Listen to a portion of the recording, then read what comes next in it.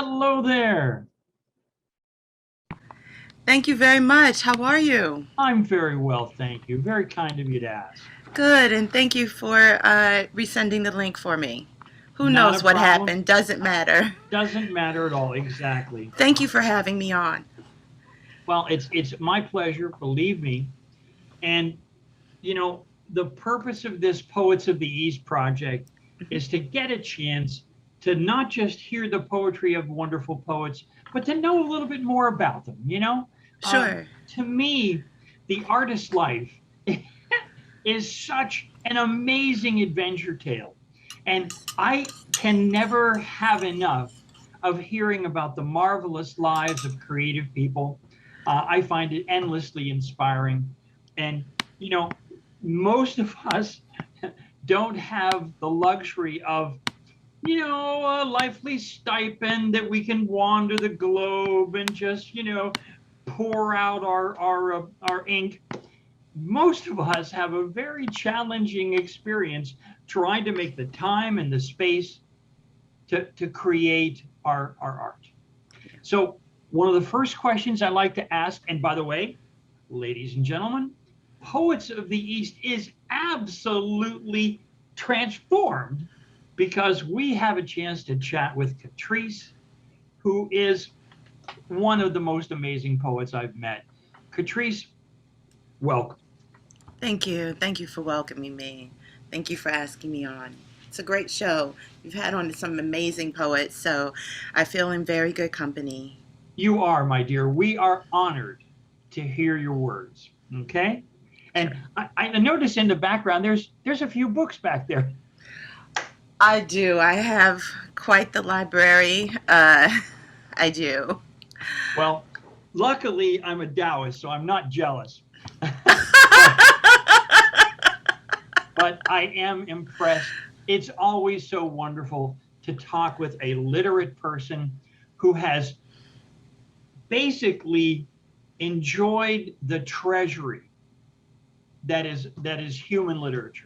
And I salute you just for that. Okay, how about just for Thank that? you. Thank you very much. And I see you have a little furry friend in the background. Yes, this is Miss Lily, and she is my friend. She's family. She's wonderful. Great, She's that's very great. loving. So That's so I suppose you can say she's the library cat. ah, ah, ah, ah. Very nice, my dear. Very nice. Well, the way I like to start typically is, no one wanders into poetry because they want to make $1 million. No one goes to poetry because that's a great way to get famous in this silly world.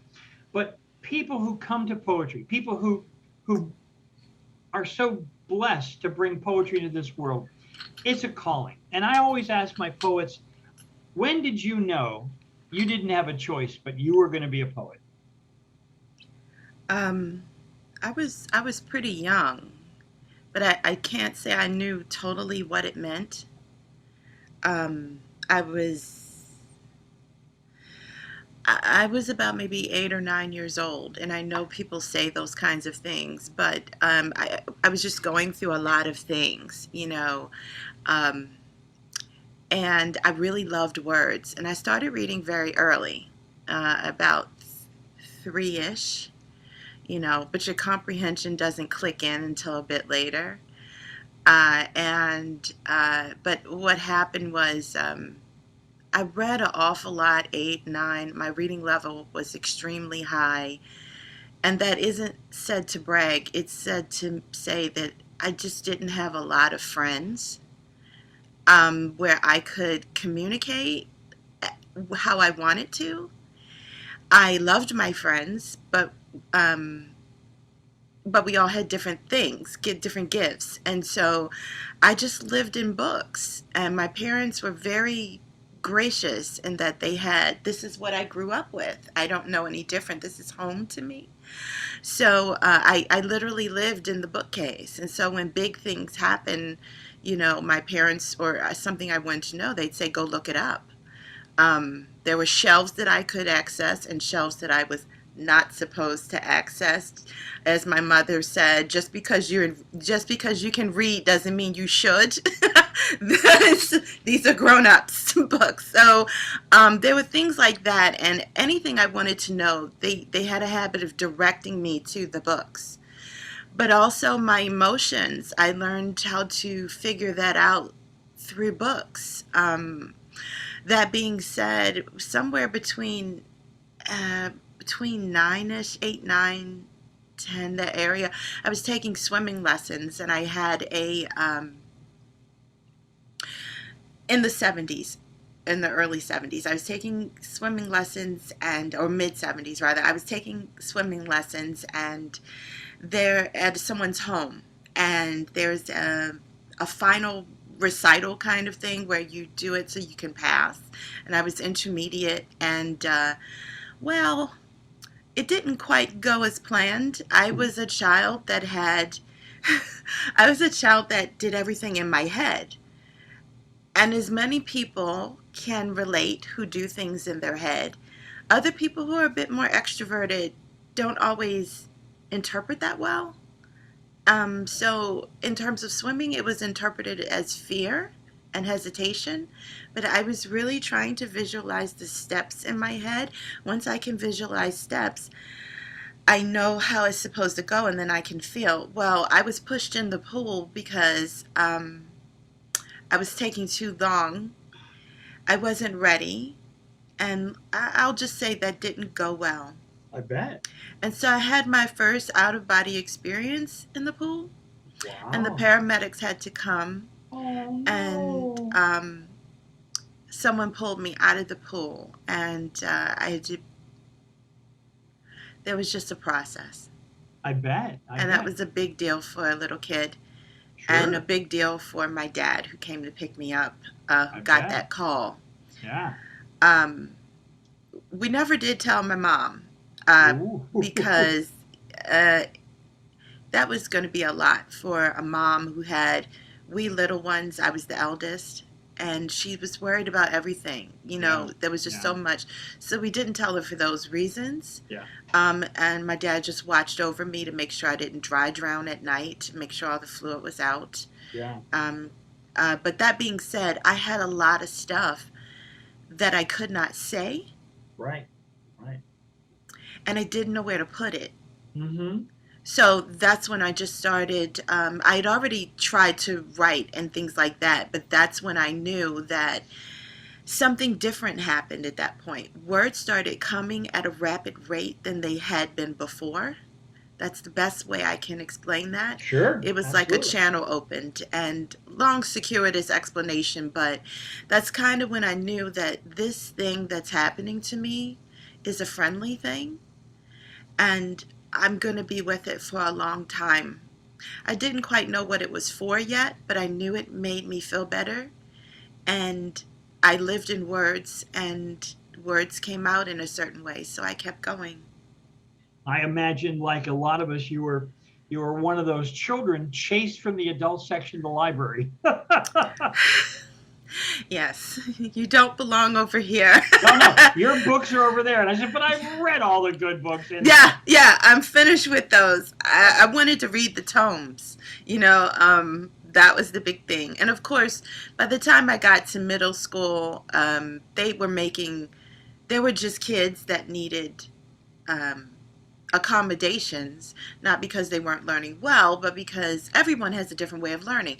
It was just Absolutely. because they needed a little more, or they needed to go off into a different direction. I happened to be one of those kids, and I got a lot of latitude to do that. So they would give me paper, and they'd go into the writing corner that they created for us, and when you finish your work, you can just go there. And I didn't have to go to recess often, and it kind of repeated itself in high school. I feel very fortunate for that, but this day and time, they would call something like that an IEP, but it felt like, to some of the other kids, privilege. But for kids who maybe need a little extra, um, it almost feels similar as when you're not getting enough, if that makes sense. Sure. So Absolutely. they were very good to me. I had fabulous instructors. I'm very grateful for such care and love in my life that made me who I am today. Well, you've done it well, my dear. You've done it well. One question I'm intrigued. The experience that you had there, coming out of the pool, being recovered like that. I'm wondering. I mean, it was so obviously a spiritual connection, but I'm Yes. wondering if you read it as a spiritual experience or just a terrifying experience. Do you recall? I do. And it was a spiritual experience. It was the first time I saw something that I had never seen before. And um, it was in the pool, but not in the pool, Sure, sure. if that makes sense. And I Oh, didn't absolutely. understand where it came from Yeah. to come for me. And it was kind. And the music and the lights. And it was beautiful. And I've never forgotten it. Yeah, that sounds like one of those transfigurative experiences. I'm so wonderfully happy for you that you had that experience, that you got that special keen vision added to you when you were so young. A powerful experience like that really can mold us. Um, I had Yes. an early transformational experience myself. I was very sickly as a child, and I spent a lot of time in that 2 to 4 year old age, in an oxygen tent in the hospital. And I felt pretty Yes. sorry for myself. I was lonely, I was sad, and all that. But I had a transformational experience when one night, I was feeling pretty sorry for myself. They wheeled a young girl into the same room, who was in a crib, but it was an unusual crib. I never seen one like that before. It had a cage over the top. In other words, the bars just didn't come up on the side. Oh, It had a yes. cage over the top too, right? Yes. And I felt so sorry for her, and she was wailing and screaming with all she was worth, right? Yes. And as bad as I had felt for myself 2 minutes ago, my heart just went out to her. So I started singing to her, started talking to her, and I eventually was able to calm her down. And as young as I was, I had a realization that no matter how bad you feel, if you can make somebody else feel a little better, you know what? It rubs off on you too. And that has been one of my guideposts that I've always lived by. And in my writing, it shows. Even though I sometimes talk about very deadly, serious, horrific situations, I try to put a little humor in there. I try to laugh at the human tragedy, at the human experience, rather than just bemoan it. So I can absolutely relate. Thank you so much for telling such a deep, significant story. Thank you for letting me share it. Sometimes it's well received, sometimes it isn't, Well, but that's it's true, and it's nothing I can do with it. I was so young. I wouldn't have known any better. I wouldn't have known how to imagine something so magnificent. I'm very grateful that it came to me as a child so that I would not second guess myself. Um, and believe that it is a created memory. It was a thing. I even brought it up to my dad at the time, and he was stunned. But he also explained to me, listen, you can talk to me about this as much as you like, and I know that you don't tell lies. I wasn't very good at, I just couldn't do it. uh, it wasn't something that came naturally for me. I was a truth teller, to a fault.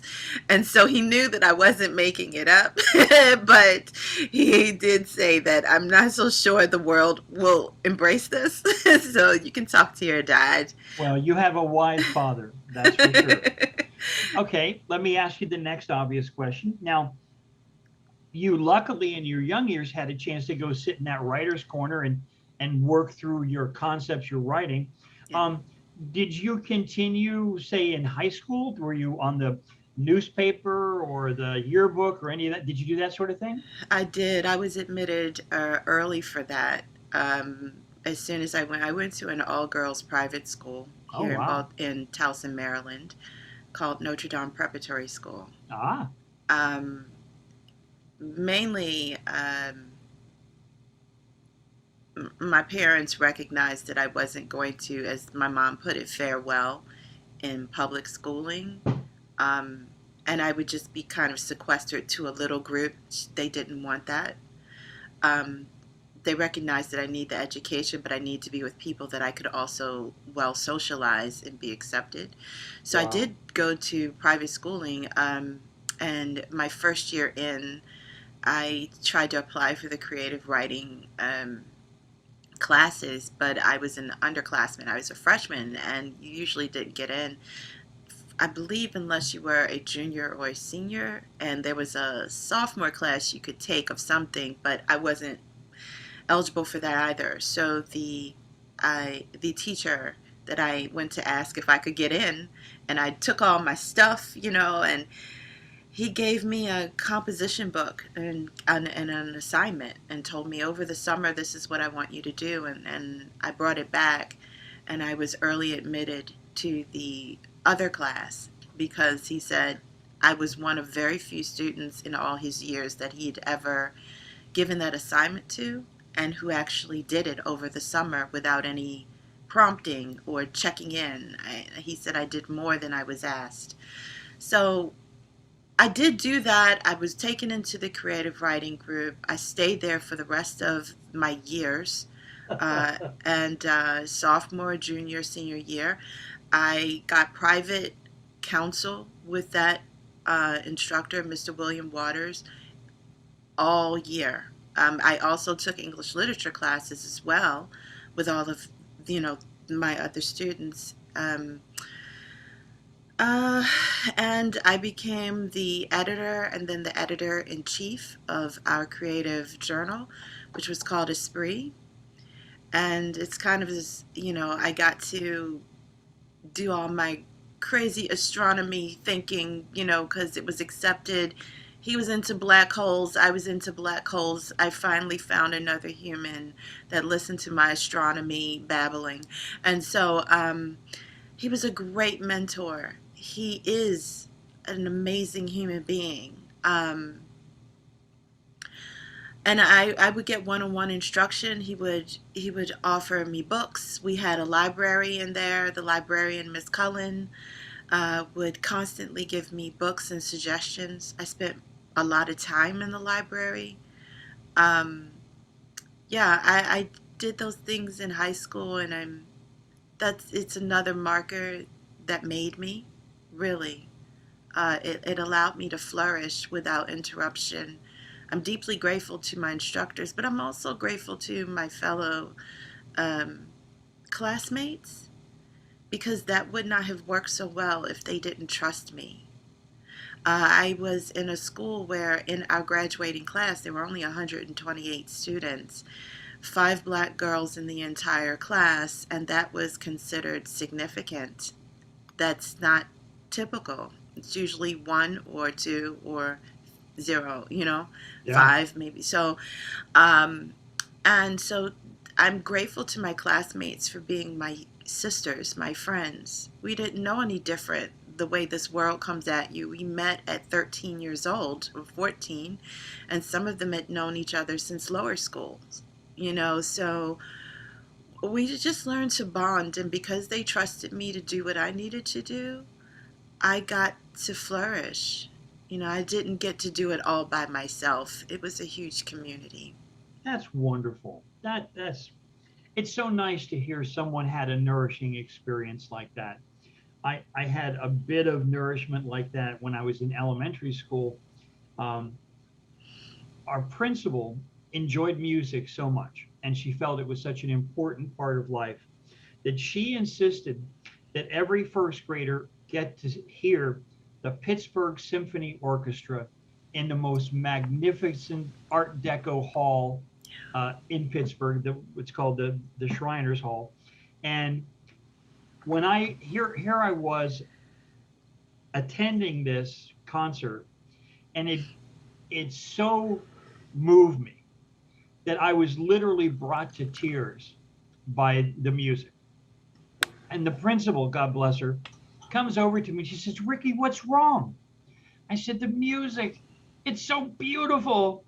And she goes, yeah, but what's wrong? And I go, the music. It's so beautiful. Because I couldn't articulate anymore how I felt so transfigured by Yes. it.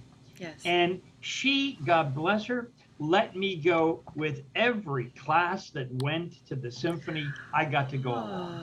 Oh, oh my heavens. What a special Oh, it was educator. it changed my life. It absolutely changed my life. I got to start playing music 2 years ahead of my peers, and Mm-hmm. music was and remains an integral part of my life. I played for many, many years, and it's so funny when in the late '60s, all my friends were into rock and roll.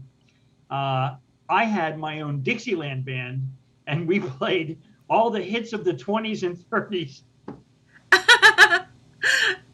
So I have been out of step for a very, very long time, and I'm accustomed to it.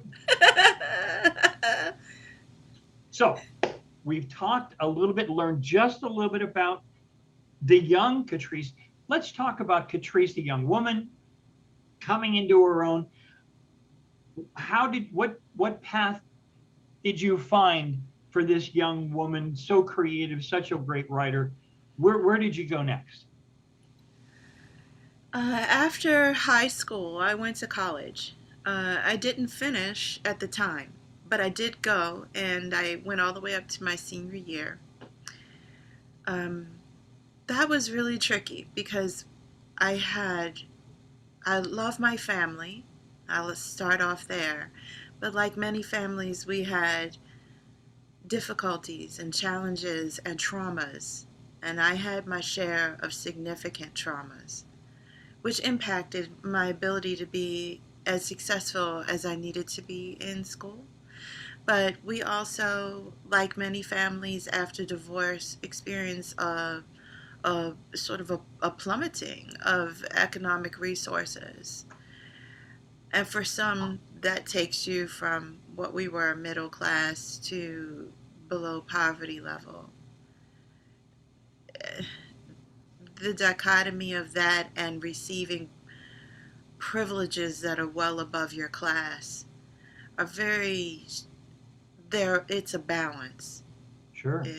So I said all that to say it impacted to some degree my success in college as well as my own choices in terms of how to manage that. I didn't have the skills to understand how to do all that stuff. And I had a lot of skills, but your frontal lobe is still developing. I mean, it doesn't matter what your brain can do, your frontal lobe is still developing, especially emotionally.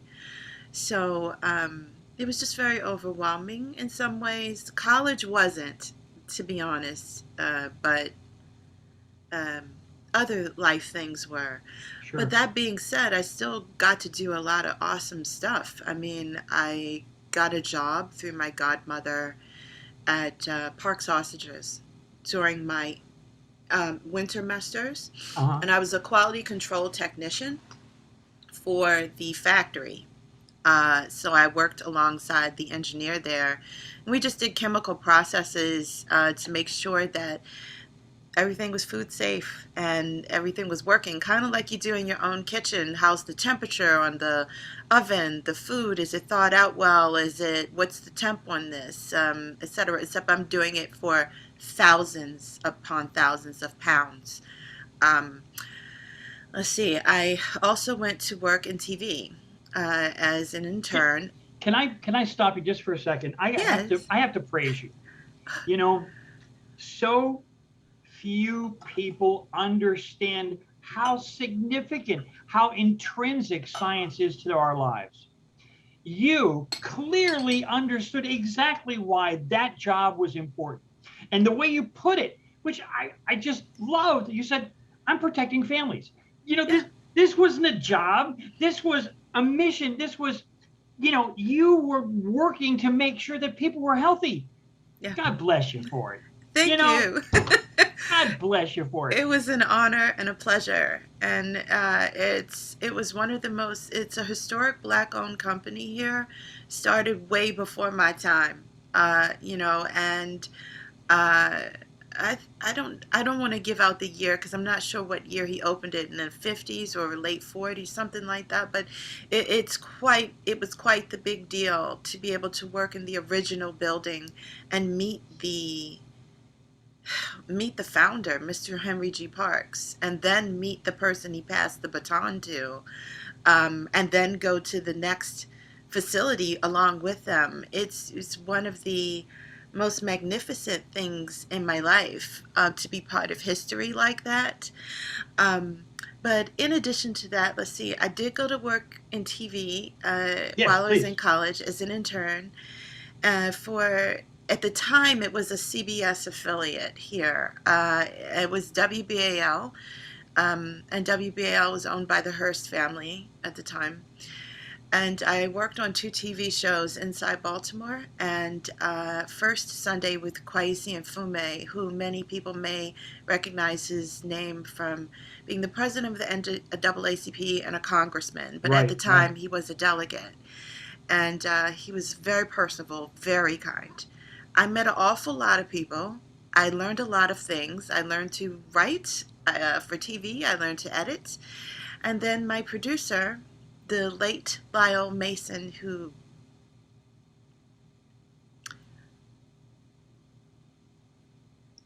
was a good friend and brother, who died last year.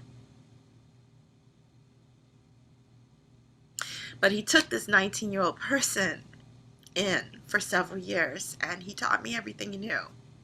Oh, that's wonderful. And then he let me fly and he let me produce. He let me associate produce and he let me produce and he'd just walk away.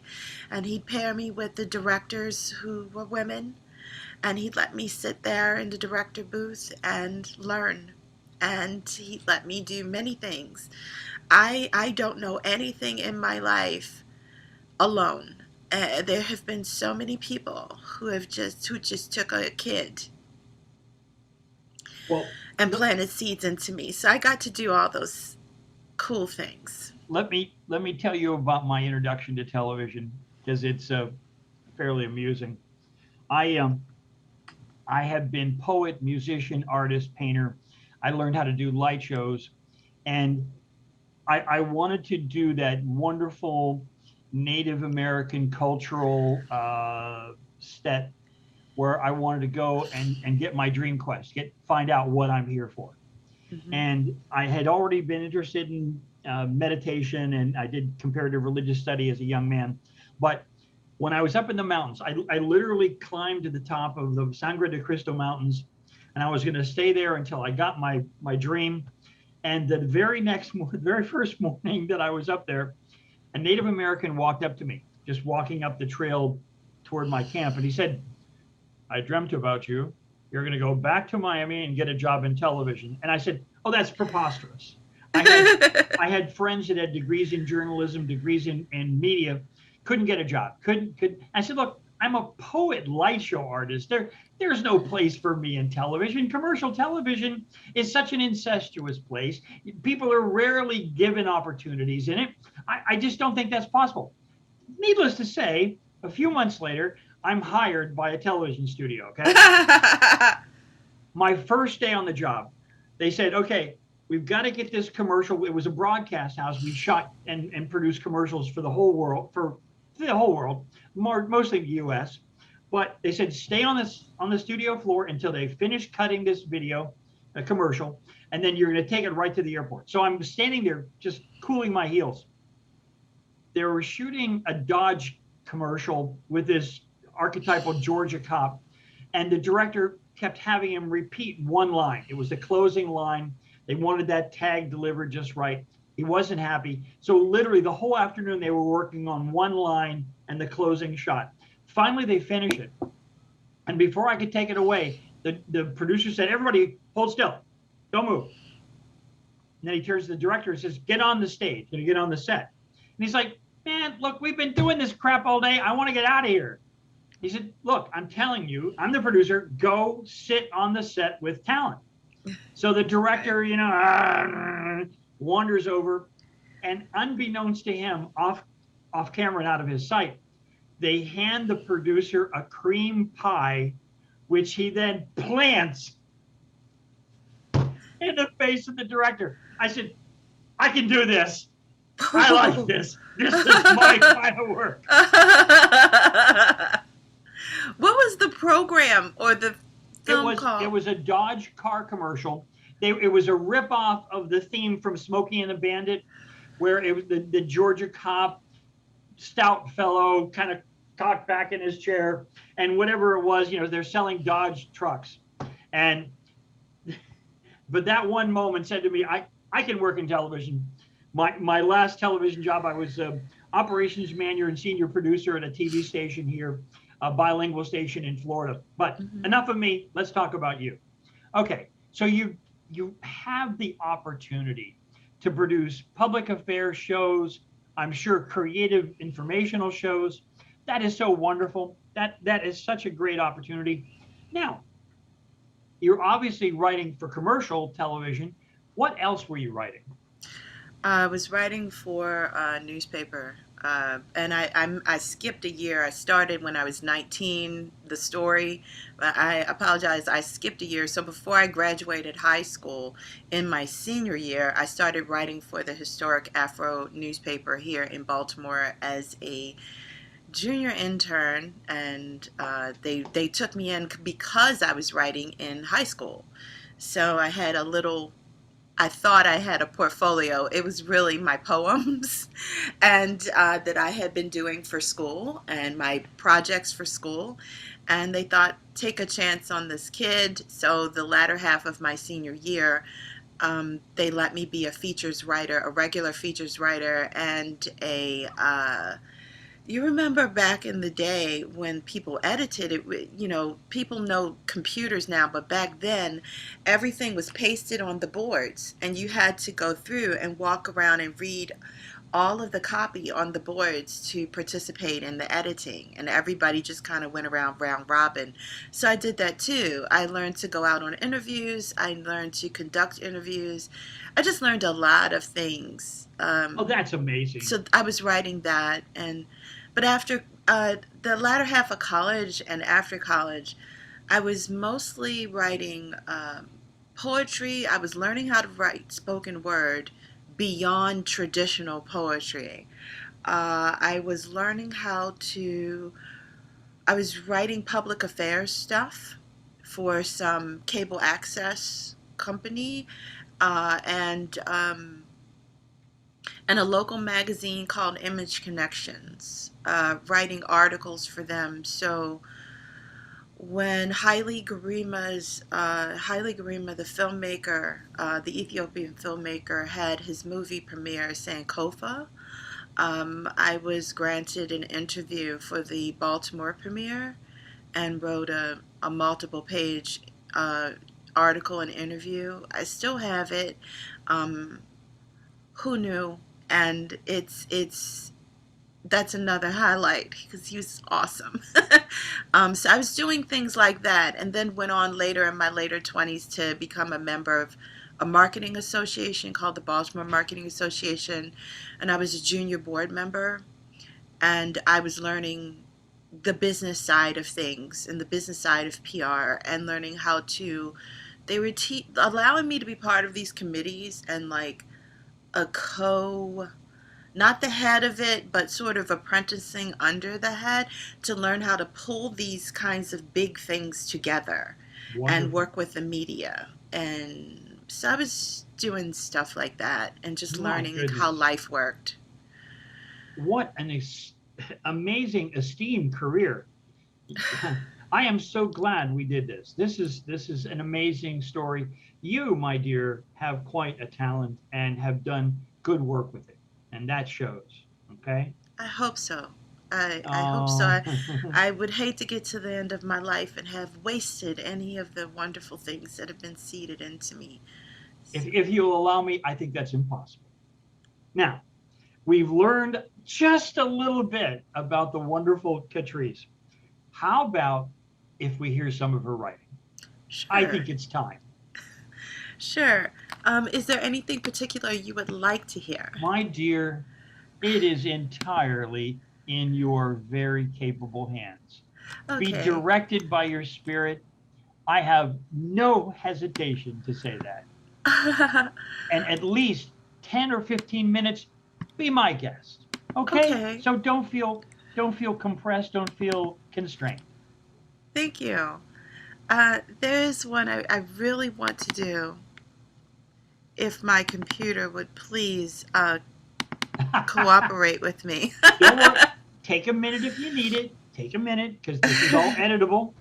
Now, in just case to mention, the show is audio only. Okay. But if you like the video element, I'll post it as a video component to the show. Oh, But I primarily, love it's for your podcast. that's right. That's right. Oh, that's fantastic. Yeah, I like both. I like Well, both. with more than a bit of experience in video, I will allow you approval. How's that? Thank you. I like you're so animated and really engaged, and I would love to rewatch it. I not everyone connects with their talent, with their guests very well. Depending, people learn over time, but you're very engaged, and I kind of enjoy it. I would love to see it again. Well, you will. You will. I can promise you that. Thank you. This poem is called "Today We Rebuild," and it was published in April 26th of this year in Still Jackdaw magazine, which is under the Dream Academy with Jason Conway, publisher Jason Conway. And so here we are. I believe it's in the second edition. And it's about, it's a political piece, but it's an allegory. So I'm using nature to talk about extrajudicial killings, immigration, the Holocaust, racism, basically all the things that we think people thought that we did so great at creating a new world, but we really need to rebuild. We see that it's just junk right now. It's their problems. And I also use the allegory of a prescribed burn. So if some people are aware of agriculture, you take a plot of field and you're going to purposefully burn it down so that you can start over on purpose. But speaking of these ills in the world, we say we've done that. We say we took it down, but we really didn't get down to the root, is the point. So this is called Today We Rebuild. So much left unsaid. Covered in hay and manure, we called it garden. Said it was floral and pristine. Said the silences were natural. Said the dark-barked fallen oaks cut down by men with axes and strong-armed into submissive, woody death. We said it was the natural order of things. Seedlings left caged in winters we made. Root systems tilled, separated, broken into pieces, overwintered in summer. We said it was the natural order of things. Seeds blown from path to patch, in need of fertile places to land. Spread roots, grow. Took them tagged, grabbed by throats, splash paint their fronds with red, corralled them, and we said it was natural. Lit a match on fields we wanted to flourish, but we wanted to reign over for all time. We left it as a glowing conflagration, never speaking of the blazing wall closing in, burning down the fields we know are ripe and lush, the fields that feed us, the fields that nourish our humanity as whole harvest. We took spades, shovels, Poles dug in, aerated, turned the soils, migrated some in, brought in backhoes to trudge up the moist, worm-ridden fungi past. We forget, we said, we did not want to repeat. No matter where we dig or climb, we come upon the fire we left untended. Thank you. Oh my gosh, that's beautiful. Really beautiful. Thank you. Thank you so much. My dear, your eloquence is uh, a blessing. I'll just say that. Please Thank you. continue. Thank you very much. Let's see what other goodies we have in here. I kind of like this one piece called Cortical Cartography. It's nerdy fun to me, and I really love it. So it's about brain injury, and but it no, that's not the right way to present it. It's about neuroplasticity of the brain. It's about a brain healing and the exciting parts of that science. The fact that we discover it as science, but it's the unknown that was taking place without us anyway discovering anything. It's happening and it is vast. And to me, it's very much like, um, talking about neurology and axons and neuronal potential, but it's the same in synapses and dendrites. But when I think of things like that, I see the galaxy. I see nebula, I see black holes. I see so much going on that is out there but reflected in us. And it's just as exciting and unknown and amazing. So, this is mapping the brain, cortical cartography. Um, I give thanks for you bravely doing this again, traveling synapse by synapse, trails of electric pulses jumping black hole gaps that used to remember, holding the dead space. A new soma body, birthing from bleating darkness. Show us the nucleus, the middles of what we were made of. Axons spread like kamikaze flying squirrels with arms akimbo, reaching, dendrites touching. Grateful for even this axon potential, sometimes on, sometimes off. Praise for brave synaptic dives and jumps. Grateful for rebirthed myelin insulating, protecting, making sure that we traffic on our way by the quickest route, charged in this dark matter, discovery space. This astronomy building a new, wrinkled city of light, crevices and crannies, gyri and sulci, ridges and valleys, jellied, crinkled mass, sectioned by lobes, all speaking trillions, simultaneous, synaptic voices prayerfully all at once. This chatter mines the neural network. We build a whole new world. Oh, bravo, bravo, bravo. Thank I you. can I tell you a little connection? Yes. I had been so intrigued by neurology. I literally used to have a shelf and a half of just neurology books. And I got a chance to take a course in what was called the biology of thinking at a local university, where we did everything from EEGs to dissecting a human brain. We talked about human behavior and stuff. Now, coincidentally, this happened to be the same time in the world space that Jim Jones did his horrible murder, right? So Yes. I come to class prepared to dissect a human brain.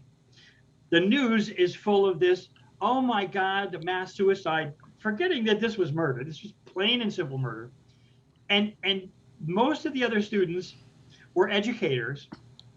And the tenor of the conversation was, oh my God, we can't believe this happened. How strange, how unusual, how preposterous, how unbelievable. And I said, I don't think it's unbelievable at all. I think it's completely in character with some of the fascists that are around here who are happy to explain to you why you should commit suicide or why they should murder you for the really noble cause of themselves. I didn't find anything amazing about it at all. But I enjoy neurology so much. When I used to do a science fiction comedy show on the radio, and my opening credit, if you will, my opening element was a reading of Sherrington's description of photons reacting to the retinal nerve cells and their translation into the brain, where we remap them as three-dimensional objects. And it's so poetic. It is so incredibly poetic. Now, fast forward about 3 or 4 years, I actually get hired. I got involved with computers, learned how to repair them and all, got interested much more in engineering than in mundane commercial repair. So I get hired in a neurological lab to build, breadboard, a new state-of-the-art device, a brain pacer. Certain neurological disorders, they have found that if you put a pulse on the nerve cord, you can actually, it'll act like a carrier signal, and the nerves then can communicate again because there's this regular pulse that the nerve signals can piggyback on. So here I'm thinking, oh my God, this is so bleeding edge. Dr. Ickel's lab in Switzerland is testing this device. I'm breadboarding the very latest prototype. I'm ecstatic about, the science of it, the fact that I'm helping in leading edge neurology. Then, while the engineer had gone with the latest box to Switzerland to test the device, I thought, I got a call from the FDA. And they said, oh, listen, you guys are building new neurological interfaces, subcutaneous receiver, pulses going to the brain. You can't do that until we approve this latest version of the device. I said, well, of course, I assume these people are honorable. They're scientists. They would not experiment with human beings cavalierly. That's impossible. But I will tell them that the FDA called. So when the engineer returns, I said, by the way, the FDA wants to talk to you. They're concerned that you're experimenting on human beings. That can't be the case. He said, well, Richard, I'll tell you, we actually have a problem. And I went, oh no. Oh no.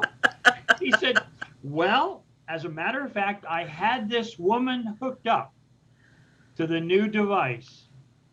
And when I started, she was laying there placid in her bed. And I'm taking pictures of the waveforms, and I'm measuring the frequencies, and I'm looking at the frequency counter and the dual oscilloscope, and I'm taking pictures of the screen. And then I looked over, and the woman was knotted into a ball and was twitching, and she hasn't regained consciousness yet. I said, well, I'll tell you what, I'm packing up my equipment. I'm leaving. You know where to send me my check. I will not work for a company that can experiment on human beings. And before I could leave, the other scientists in this same lab, there were 2 experiments going on. I didn't know anything about the other one because I was spending my days in a magnifying glass making, a lot of very tiny circuits. So the other engineer walks in and goes, oh my God, we're going to be sued for $1 million.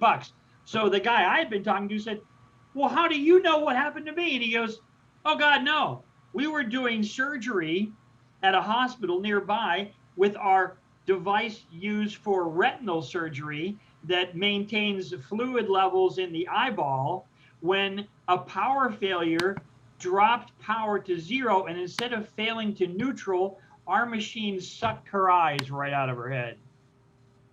I said, well, gentlemen, on that note, you can mail me my check.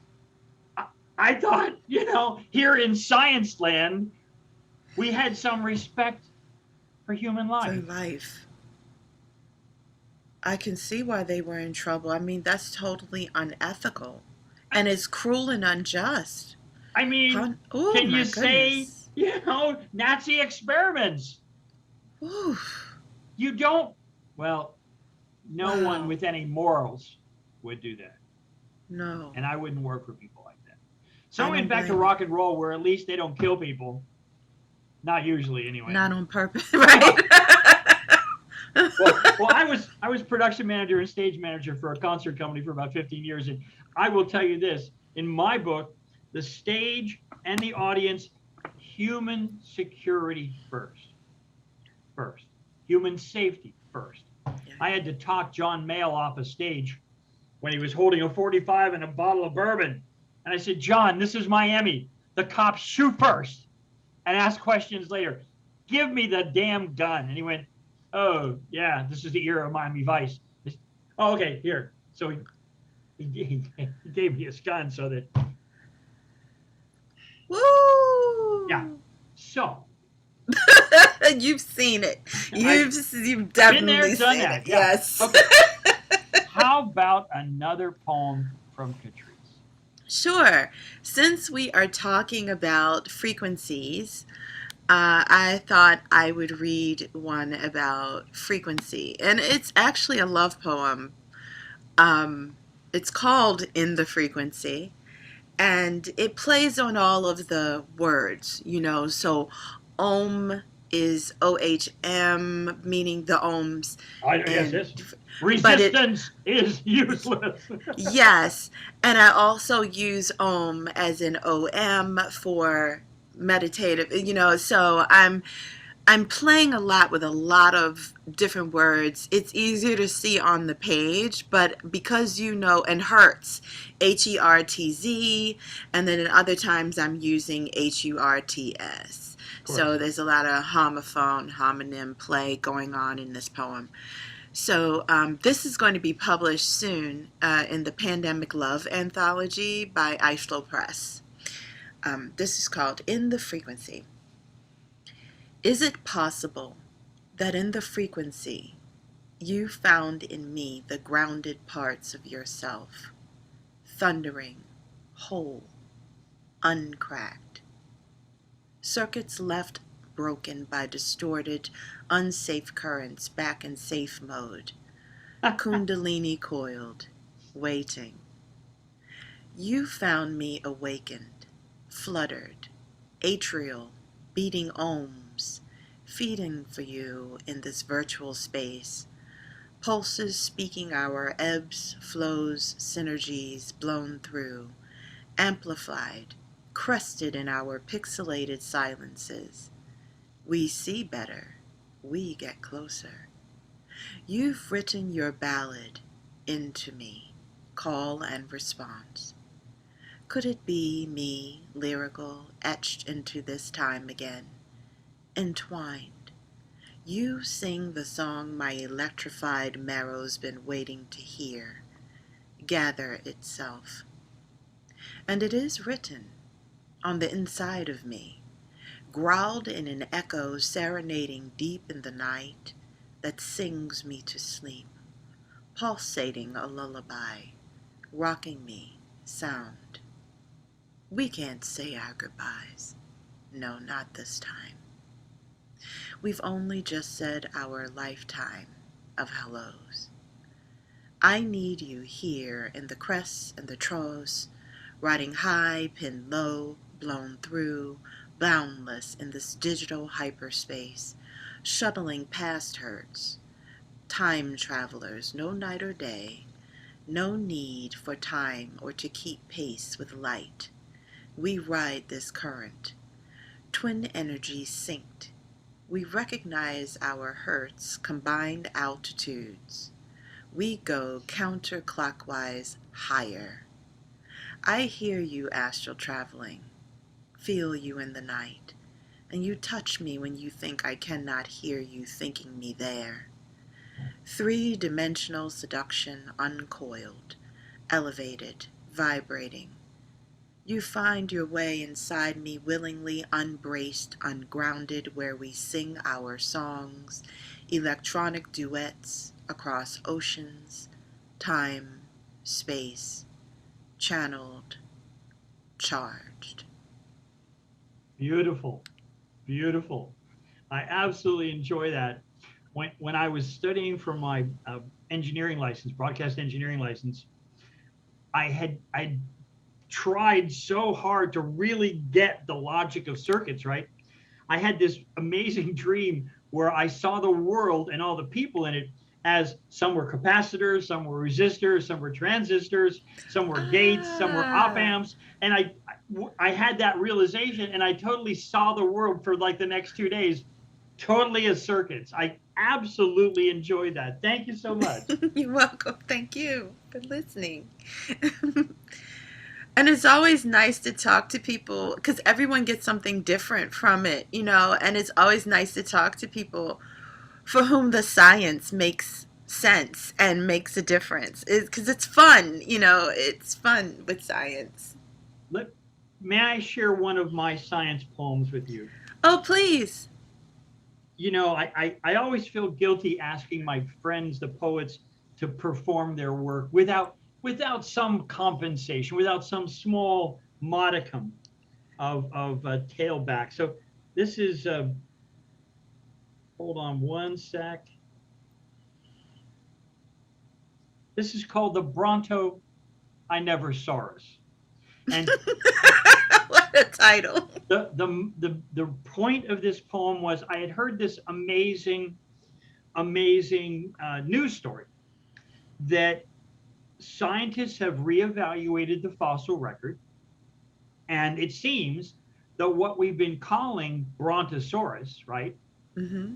In retrospect, really, these were just teenage diplodocuses.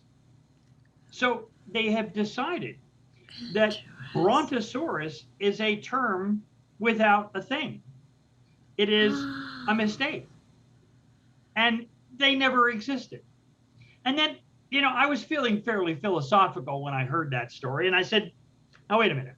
It's one thing to be extinct. Mm-hmm. It's a whole other thing to even have extinction snatched away." Wow. So, and listen, you're talking to a guy I had a Tyrannosaurus Rex skeleton when I was 5. Okay. I had brontosauruses and stegosauruses and trachiosaurs and all that stuff. I knew these things intimately. I've owned their skeletons, but now, so this, the Bronto I never saw us. Oh, Bronto, so sorry, Saurus, not once, but twice removed from us, not relinquished to museum rust, not languished, piano weary neath a veil of dust, must while away the hours you trust, so far away from us you twice. It isn't really very. Not only do you no longer live, not now, in even that slim aware must give no live, because they said you never did. Not even once did breathing live. Deuce duncing life, not ever child, not ever wife, reclaimed once it seemed from ancient mire, now so short in hours retire. Twitch tossed, great long tailed beast 500 tons, weaving through our imagination your lumberings come. We saw you dumb, we saw you 10 elephants long. We never thought you hadn't come. 'Twas said, 'twixt head and tail, a bristly bundle of fibrous fun, you drove 2 brains instead of one. You cheated death, you cheated grave, you never even really came. A misID'd they now are knowing, heard from scientific newscasts crowing. Now they know, now seem saying, those in whose minds you once seemed playing, 200 tons, a slowly moving mountain of mistake. You didn't nuzzle the reeds at the lake. You didn't puzzle at volcanic passion. You didn't stumble through the marshy morning while midst munching grasses, muffle yawning. You didn't hug the sunlight's strength. You never stretched your tail its length. If you live, lusty, longer, in the mind of those to whom the thought of Bronto comes, small pleasure this, then take it comes. you're honored here. If ever future number, ancient fossils done. Oh, that is awesome. What a great ode. I love it. I love it. I love it. Thank you so much. Thank you so very much. My dear, how about another one of those marvelous voyages with Catrice? Okay. And listening to you reading your poem reminds me of how they did Pluto as a planet. You know, Yes, I was exactly. I was Exactly. thinking that the whole time. I was like, now you see it, now you don't. They snatch away your dreams when you all these years. You know. I love that poem. I got to hear that again one day. Sure, sure. I was thinking about doing a song poem, a Please, performance piece this time. please. This is called Pick Me, and I wrote it. I'm going to adjust these on my head so that I can hear my Sure. own voice better. Um, there's a bit of song interspersed in there, and basically it's about loneliness. And although I use the gender of a woman or female in here, it really applies to anyone. Sure. Of how are we waiting for someone to choose us as mates or choose us for anything? Or do we take our own autonomy into our own grasp and go forth? This is, and I use an orange orchard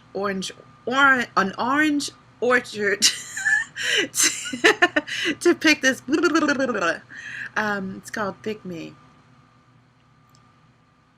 In the orchard they hang, swaying in the morning's breath, long since ripened, dry puckered rinds, leathered, turning on the nub, drinking the dawn and the dew, each one swaying.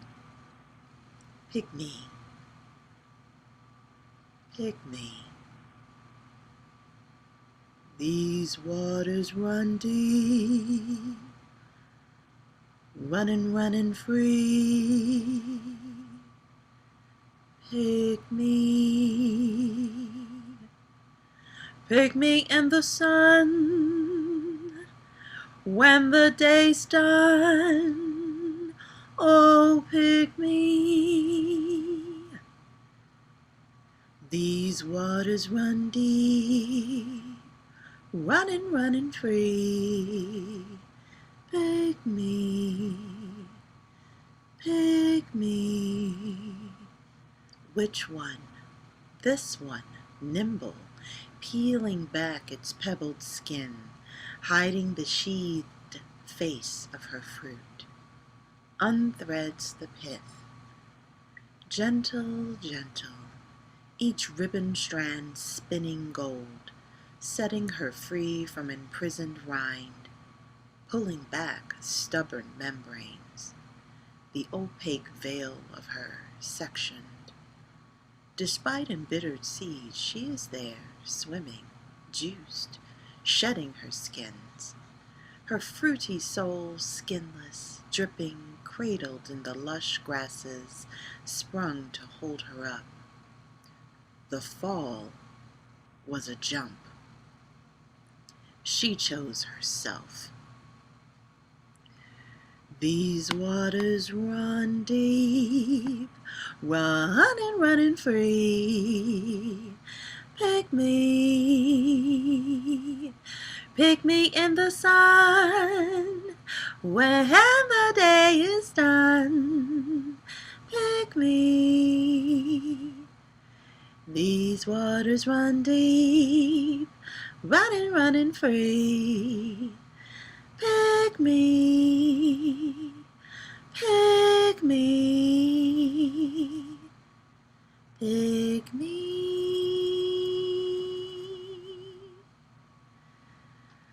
That Beautiful. was Pick Me.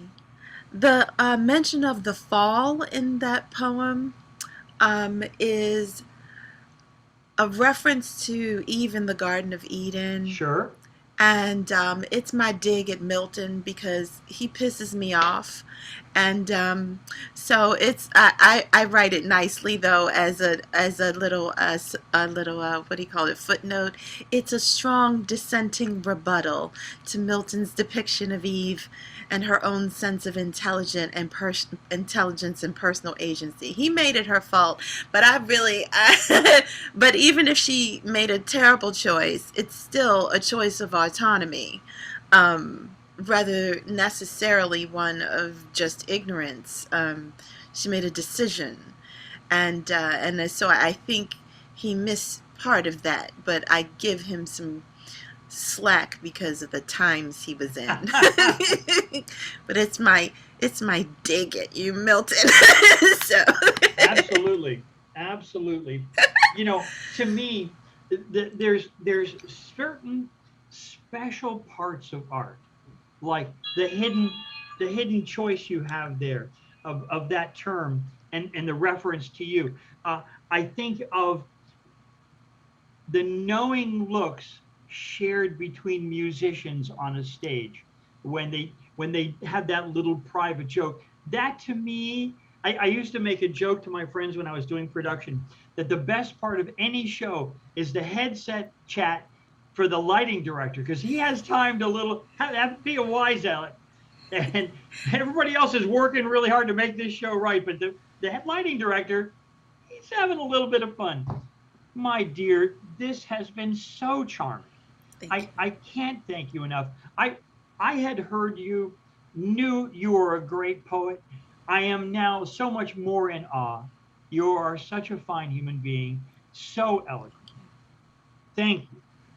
Thank you. Thank you for having me on. This really got my day started off great, and I feel very grateful and honored, especially to get a minute to meet you a little longer than the couple minutes we get to see each other in our Brady Bunch boxes. Or Hollywood Squares, you know. So this was a really enjoyable show. You're awesome. Thank you so much. Well, the feeling is mutual, my dear. uh, Somewhere way past respect, somewhere way past awe. I am charmed so much by your wonder, your beauty, your incredible life experience. And I know whether you're formally a teacher or not, you, my dear, are an instructive tribute to human beings. And I bet everyone in your orbit is really touched by your grace, my dear. Thank you. Thank you. And I hope to talk to you again soon. Thanks for joining us, Catrice Greer, on Poets of the East. Have a wonderful day. I insist. Thank you. Okay, bye bye. Bye bye.